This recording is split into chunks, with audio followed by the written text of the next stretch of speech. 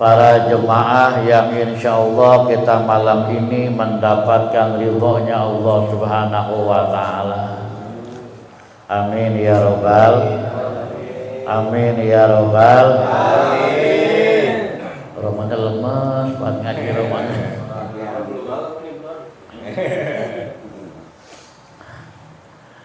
Sebetulnya kita bersyukur ya Pak, kampung kita nih, kampung kita Cibuntu kalau ngaji syiar Pak. Ya, syukur. Tempat lain mah Masya Allah saya sering dengar itu. Kadang masjid gede, maaf, yang ngaji cuma 8 orang. Itu pun berikut yang masjid Pak, 4. Orangnya 4 begitu. Kita mah alhamdulillah ini ngaji sampai keluar-luar malah. Bagian dalam kosong gitu. Bagian kita dalam kosong ya, yang penting keluar-luar pokoknya penuh gitu. Semoga kampung kita makin syiar, amin ya Rabbal, makin berkah, amin ya Rabbal alamin. Ini masih mau ngaji Pak? Udah jam 9 itu. Tinggal saja dah ngaji mah ya. Ini saya teh pengen nerusin pembahasan lagi di Masjid Al-Ikhlas nih. Masih ingat Pak? Boro-boro inget datang ke kagak.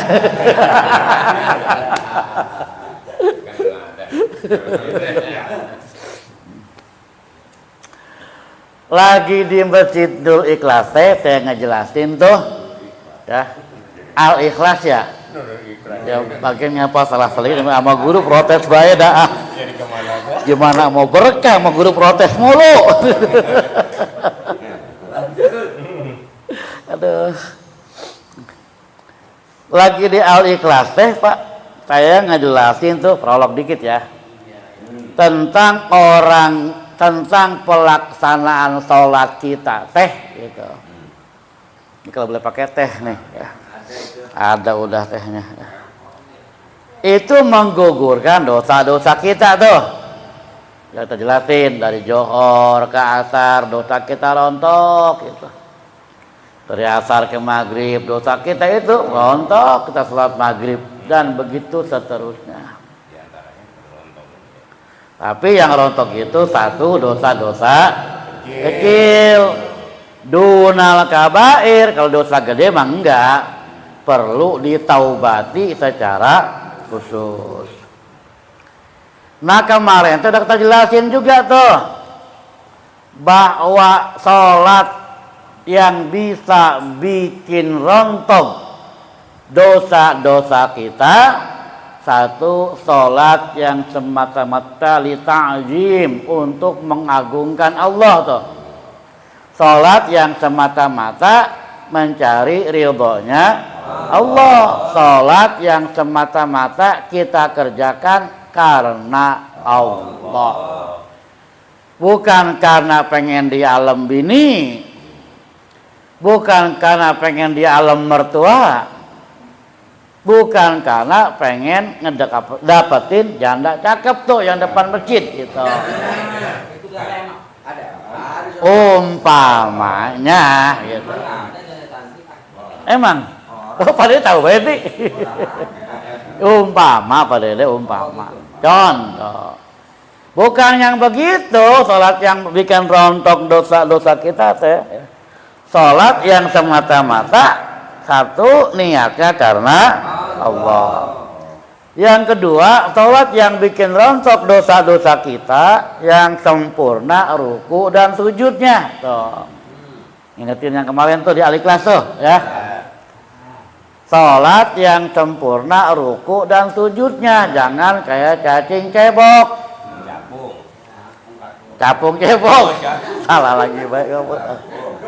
Kayak capung cebok. Apa capung cebok itu? Cepat udah gitu ya. Artinya sholat yang terburu-buru.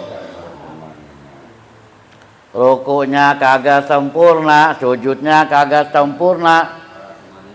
Kagak ada tumak ninahnya. Nah, pesan moralnya, makanya jangan gengsi ngaji masalah fikih tuh, gitu pesan moralnya. Nah kan kadang-kadang kita kalau ngaji pikirnya bawahnya gengsi baik. Gua ngaji bab apa? Bab sholat. Dari kecil gua sholat udah apal, begitu dia bilang. Bukan masalah apalnya, paham apa enggak, kan begitu judulnya. Jangan gengsi ya. Jangan tapi sholat mas sholat tapi rukunya enggak sempurna, sujudnya enggak sempurna, bilutus tumak ninanya banyak yang kelewat. Kita jelasin kemarin tuh di Al-Ikhlas ya. Nah, sholat semacam itu yang bisa merontokkan dosa-dosa kita. Kalau kagak sempurna rukunya, kagak sempurna sujudnya, kemarin dijelaskan mardud, ditolak tuh ya. Bukan kata saya cuma baca doang di kitab ini gitu. Itu udah kemarin kita jelasin. Karenanya mudah-mudahan kita termasuk orang-orang yang dawam melaksanakan sholat. Ya, tetangga kita yang belum sholat, semoga mau sholat, dapat hidayah. Ayo baik kita doain Pak. Jangan bosan-bosan ngedoain orang yang belum sholat supaya mau sholat, gitu Pak. Ya. Jangan bosan-bosan, Ustaz duduk pengaji ngedoain orang sholat supaya yang belum sholat supaya sholat. Kira-kira seorang masih tinggal sholat juga. Ya bagianin be. Yang penting kita mah ngedoain gitu loh. Apa Nabi itu dulu dakwah lama Pak. Ya kagak mau beriman ditungguin anaknya kali mau beriman. Anaknya kagak ditungguin cucunya kali mau beriman. Proses dakwah mah yatim talabim. Kan prinsipnya ana mubaligh wallahu yahdi. Kita cuman nyampein masalah hidayah mah urusan Allah gitu Pak. Ustadz, kiai, ya, guru, mubaligh cuma sekedar menyampaikan gitu. Cuma sekedar ngajak, ngedoain. Masalah hidayah mah mutlak urusan Allah. Dan itu prolog tuh ya. Karenanya mudah-mudahan lagi-lagi kita termasuk orang yang bisa dawam melaksanakan sholat 5 waktu dengan niat karena Allah, sempurna ruku dan sujudnya.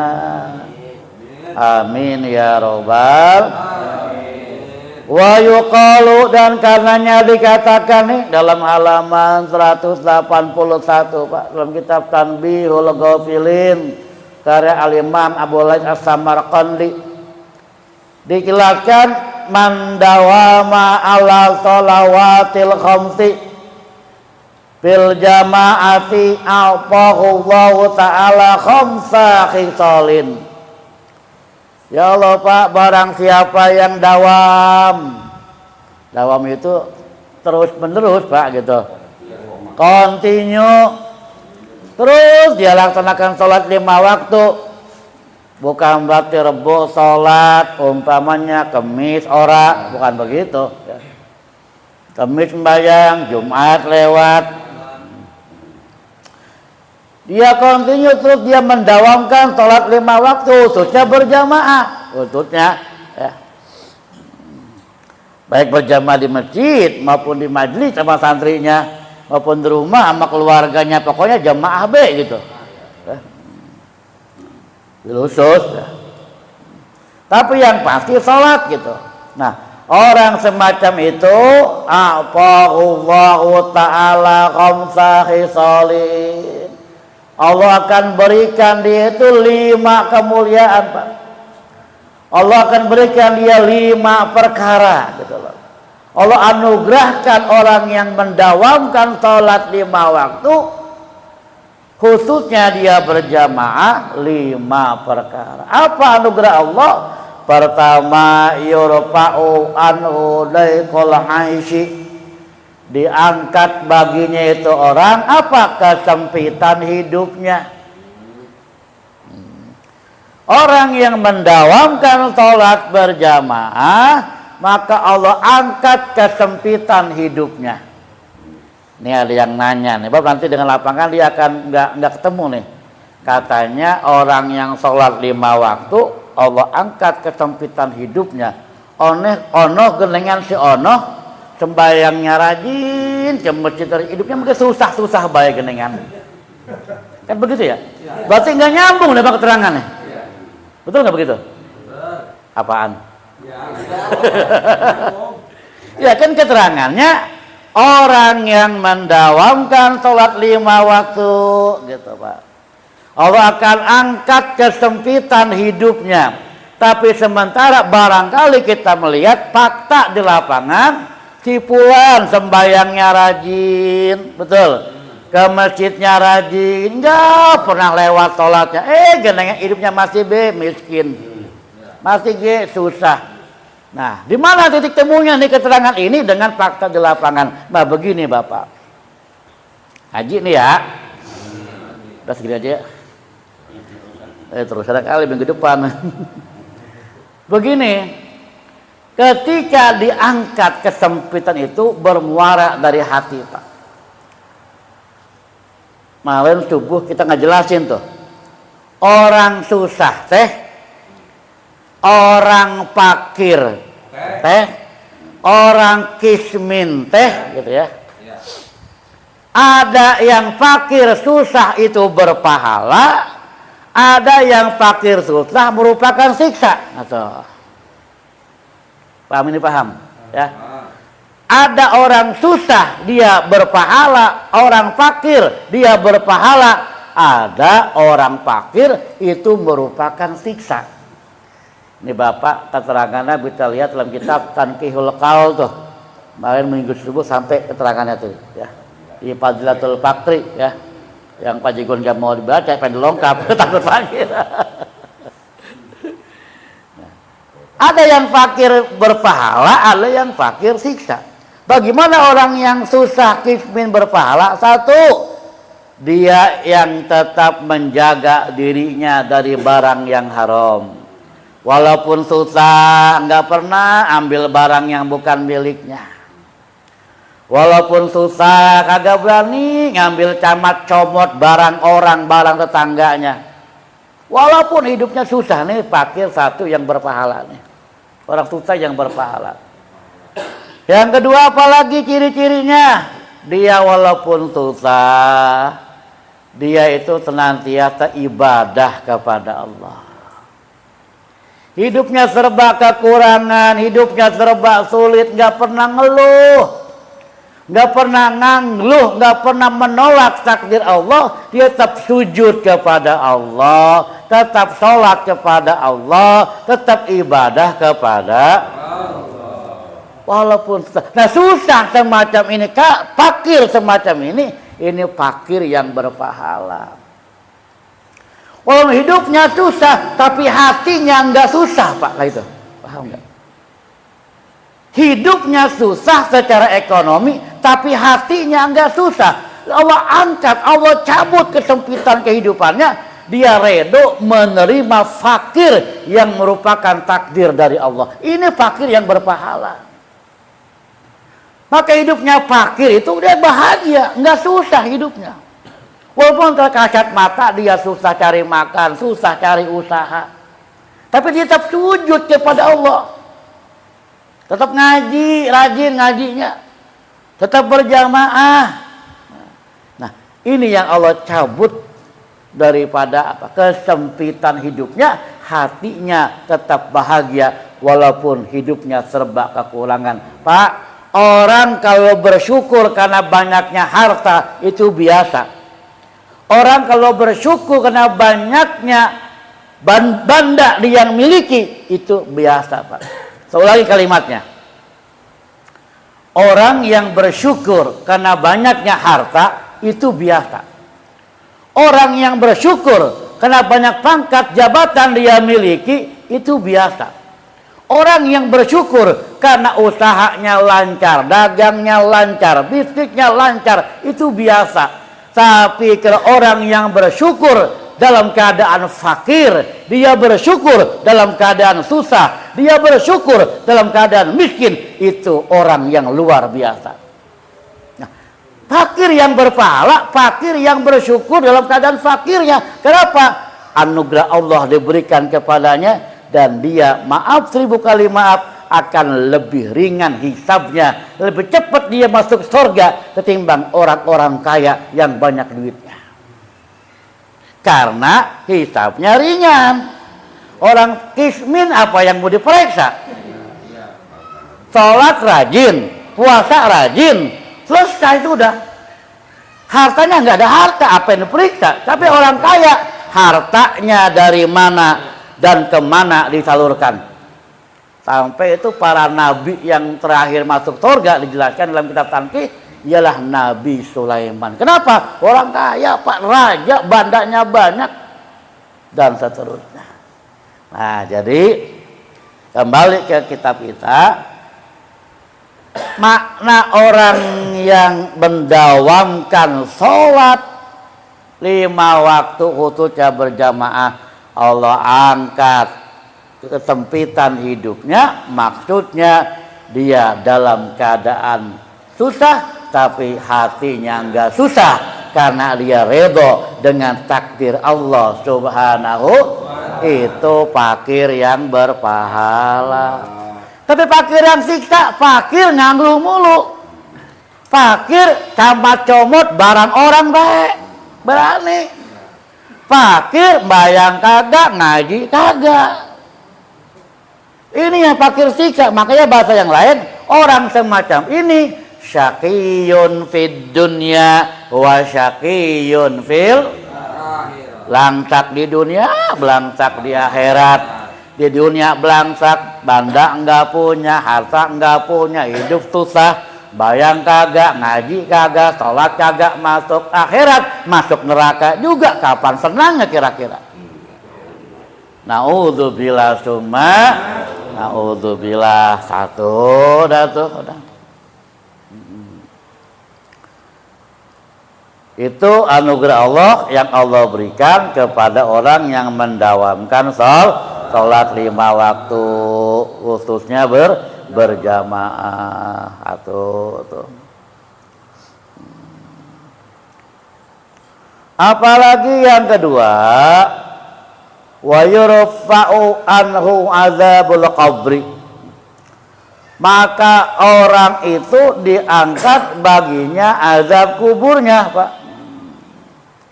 Kan orang masuk kubur teh, Pak, ada yang namanya nikmat kubur, ada yang namanya azab kubur. Karena yang namanya kubur teh bisa menjadi hufratun min khufarinar, ya, menjadi lubang di antara lubang-lubang neraka, ataupun menjadi taman di antara taman surganya Allah Subhanahu wa taala.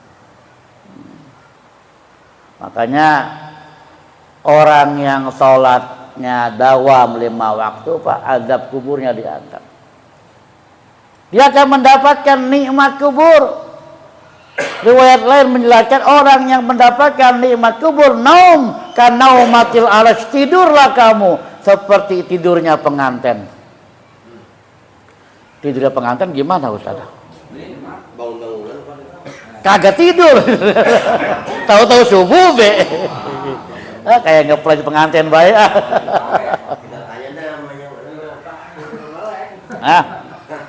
Apa pengen pengantin lagi?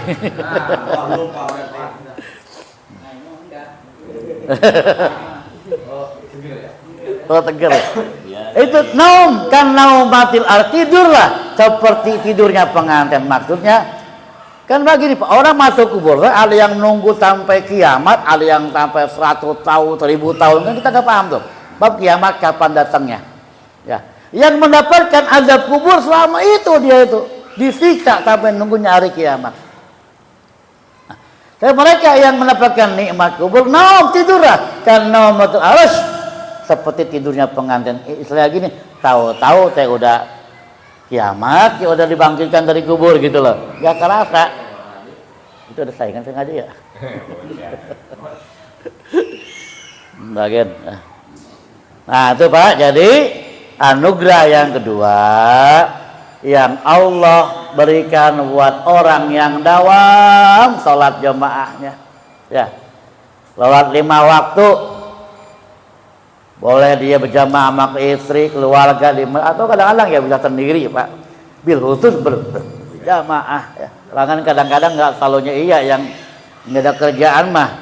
Ya di masjid baik umpamanya. Kalau yang sibuk di mana-mana dalam perjalanan gitu kan. Nah, yang pasti orang yang mendawamkan sholat 5 waktu, yang kedua dia akan diangkat azab kuburnya, amin ya robbal. Yang ketiga wa yuqta kitabuhu biyaminihi. Apa? Diberikan kitabnya dari sebelah kanan Pak. Ada yang ashabul simal, ada ashabul yamin. Orang yang kitabnya diberi catatan amalnya diberikan dari sebelah kanan, termasuk orang-orang yang lulus Pak. Ibaratnya naik kelas dah, selamat gitu loh. Catatan amal kebaikannya banyak. Nah, orang yang pemberian kitabnya dari sebelah kiri, ini penuh dengan amalan kejahatan-kejahatan yang bikin dia nyungsep di nerakanya Allah. Na'udzubillah tsumma na'udzubillah. Oh, orang yang dawam sholat 5 waktu, Allah berikan kitab nanti dari sebelah kanannya. Artinya menandakan dia masuk surganya Allah Subhanahu wa ta'ala. 3. Saya tingkat ini perjalanan malam-malam ya. 2 yang keempat, wa yamuru ala firati kal barqil khafifi. Orang yang dawam salat 5 waktunya, wa yamuru ala firati, dia lewat di atas sirat kal barqil khafifi, seperti kilat yang menyambar, pelat langsung sampai udah ke surga. Langsung nyebrang udah kayak kilat. Trelep nyampe udah. Beda sama trelep kita. Kita buat trelep geger aja. TV kebakar.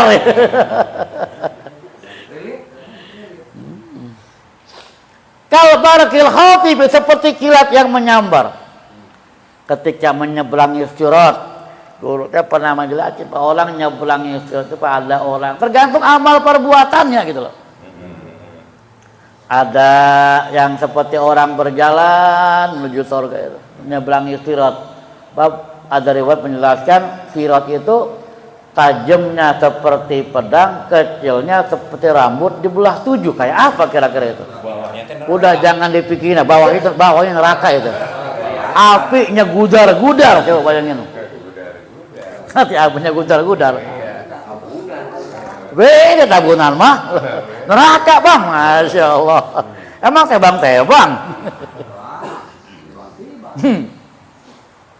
Itu apa? Ada yang seperti orang berlari, tergantung amal perbuatannya. Ada yang berjalan merangkak menyeberangi sirat, ada yang bergelantungan. Tergantung amal ibadahnya. Nah, orang yang dawam sholat 5 waktu, ketika menyeberangi sirat kal barqil khatifi, seperti kilat yang menyambar, artinya cepat langsung sampai ke surga. Mudah-mudahan kita termasuk di dalamnya, amin ya robbal. 4 udah tuh, 1 lagi udah kelar ya.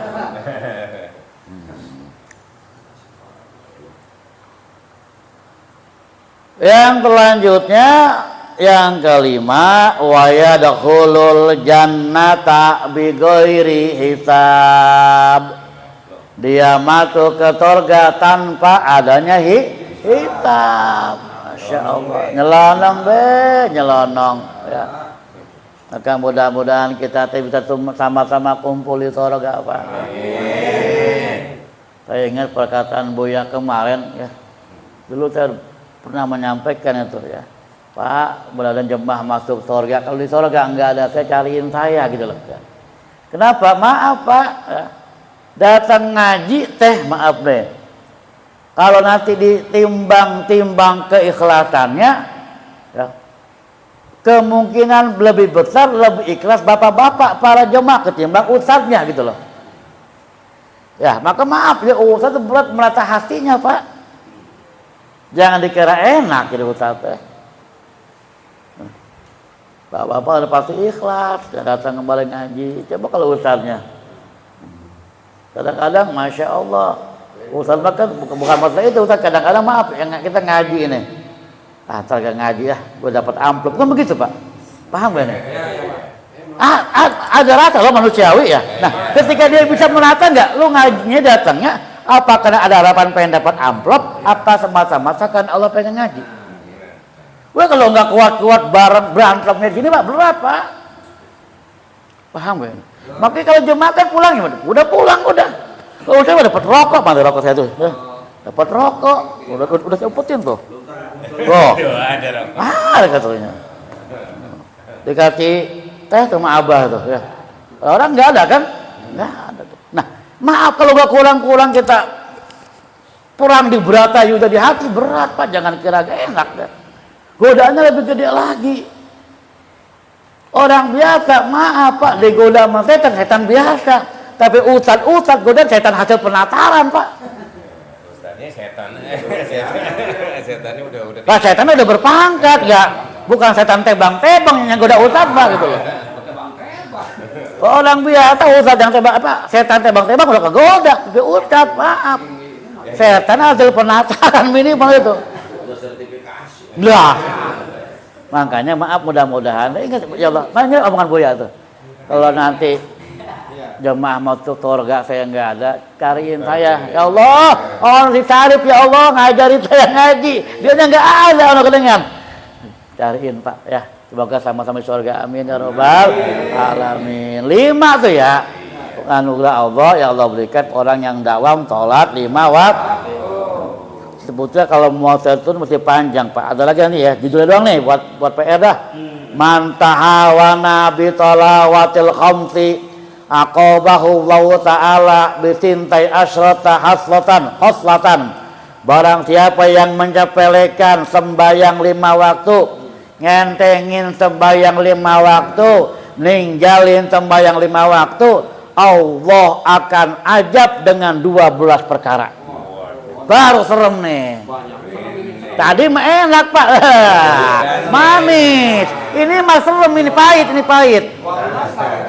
ajabnya. Kapan nanti? Kapan-kapan dah. Kalau ada takdirnya ya. Jadi barangkali untuk malam ini mudah-mudahan ada manfaatnya bagi kita semuanya. Amin ya robbal akhiran. Assalamualaikum warahmatullahi wabarakatuh.